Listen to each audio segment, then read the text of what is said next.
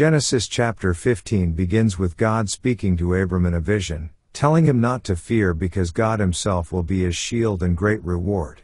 Abram, however, expresses concern that he has no child and that his servant Eliezer might become his heir. This brings forward Abram's struggle to understand how God's promises will be fulfilled. God responds by promising that Abram will indeed have a son from his own body, and not just a servant heir.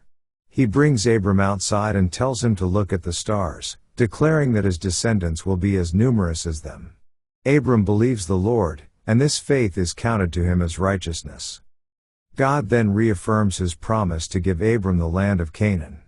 Abram asks for confirmation, and God instructs him to prepare a covenant ceremony involving sacrificed animals.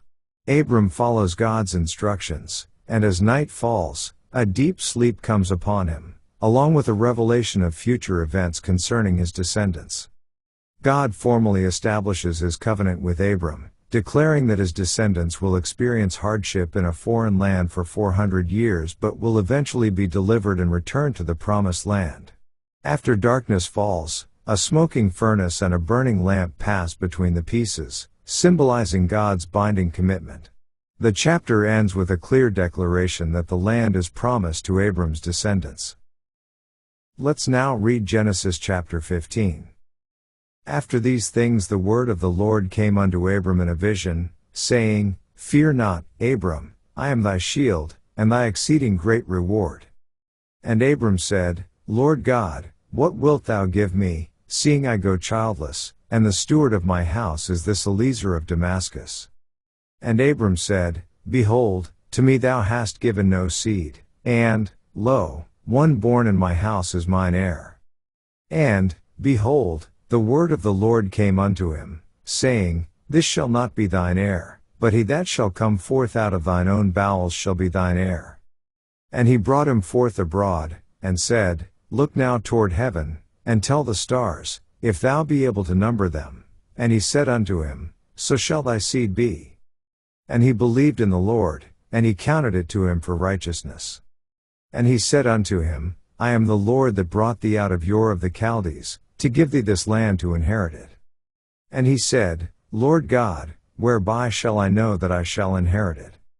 And he said unto him, Take me an heifer of 3 years old, and a she-goat of 3 years old, and a ram of 3 years old, and a turtle-dove, and a young pigeon. And he took unto him all these, and divided them in the midst, and laid each piece one against another, but the birds divided he not.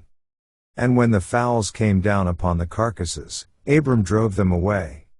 And when the sun was going down, a deep sleep fell upon Abram, and, lo, an horror of great darkness fell upon him.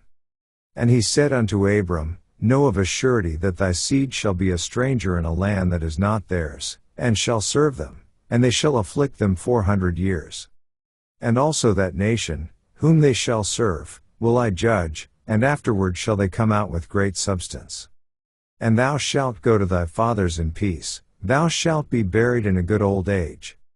But in the 4th generation they shall come hither again, for the iniquity of the Amorites is not yet full.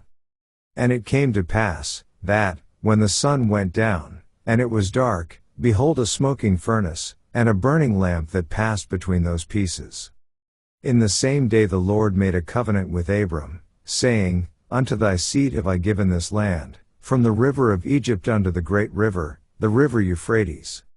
The Kenites, and the Kensites, and the Cadmonites, and the Hittites, and the Perizzites, and the Rephaims, and the Amorites, and the Canaanites, and the Girgashites, and the Jebusites. This ends our reading of Genesis chapter 15.